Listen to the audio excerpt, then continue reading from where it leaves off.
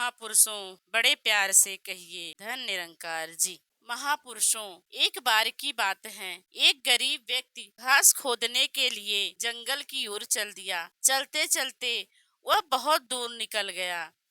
प्रभु सुमिरन में वह इतना खो गया कि उसे पता ही न चला कि कब वह अपनी रियासत की सीमा पार करके किसी दूसरे रियासत में दाखिल हो गया था। उस रियासत में दाखिल हुआ ही था कि उसके साथ एक अजीब सी घटना घटी। उस रियासत के राजा का रात को देहांत हो गया था। उस रियासत के नियमानुसार यदि राजा की अपनी संतान ना हो तो सुबह सबसे पहला व्यक्ति जो उस रियासत में दाखिल हो उसे राजा बनाया जाता था। इस राजा की भी अपनी कोई संतान न थी। राज दरबार के मंत्री सुबह उठते ही अपने राज्य की सीमा की ओर निकल पड़े। उन्हें यह घास काटने वाला गरीब ही सबसे पहले दिखाई दिया। उन्होंने उससे विनती की कि वह उस राज्य का राजा बनना स्वीकार करे। वे उसे घोड़े पर बिठाकर राजधानी की ओर चल दिए। वहां पहुंचकर उस घास काटने वाले को स्नान आदि करवाकर शाही पोशाक पहनाई गई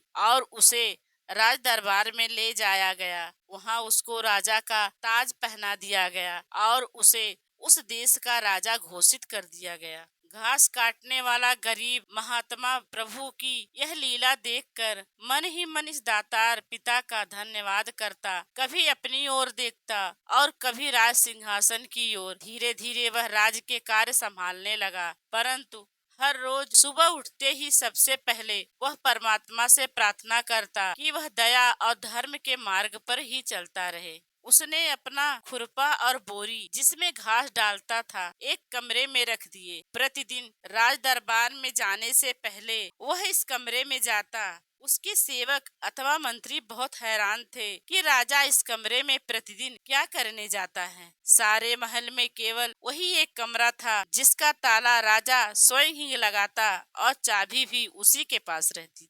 धीरे धीरे यह बात पूरे राज दरबार में फैल गई। जो मंत्री और राज दरबारी पहले से ही राजा के लोकप्रिय होने के कारण उससे ईर्ष्या करते थे, उन्हें राजा के विरुद्ध सबको भड़काने का अवसर मिल गया। एक दिन प्रधानमंत्री और अन्य मंत्रियों ने योजना बनाई कि कल सुबह जब राजा इस कमरे में अंदर दाखिल होगा, हम झरोखों में से देखेंगे कि राजा ने कौन सा गुप्त खजाना अंदर छिपा रखा है।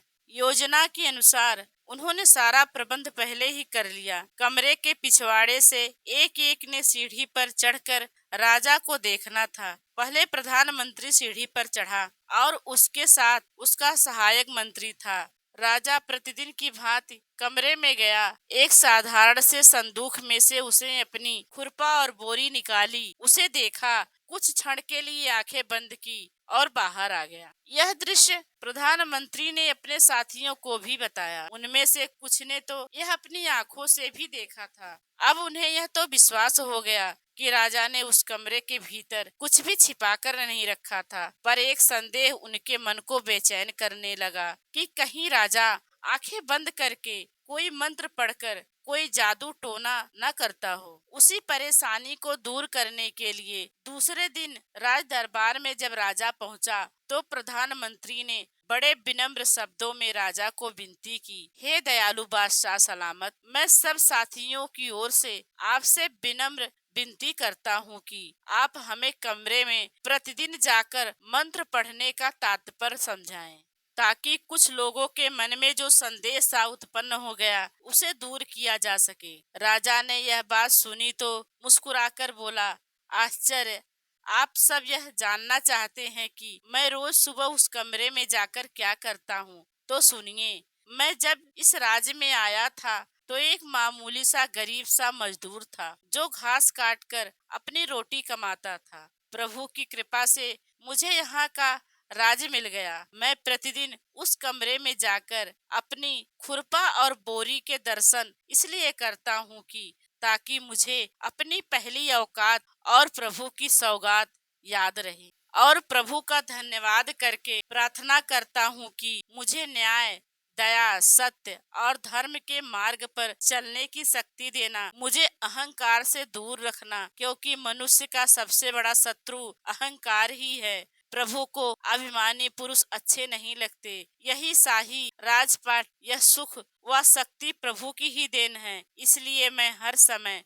प्रभु का धन्यवाद करता हूँ। राजा के ये शब्द सुनकर सभी मंत्री अपना सा मुंह लेकर शर्म से सिर नीचा कर खड़े हो गए और राजा से क्षमा याचना की। सत्य है, धर्मी पुरुष ही प्रभु की दया का पात्र बनता है। धर्मी बनने के लिए नम्रता, प्रीत, प्यार, ज्ञान और कर्म का रास्ता ही चुनना होता है। महापुरुषों, बड़े प्यार से कहिए, धन्य निरंकार जी।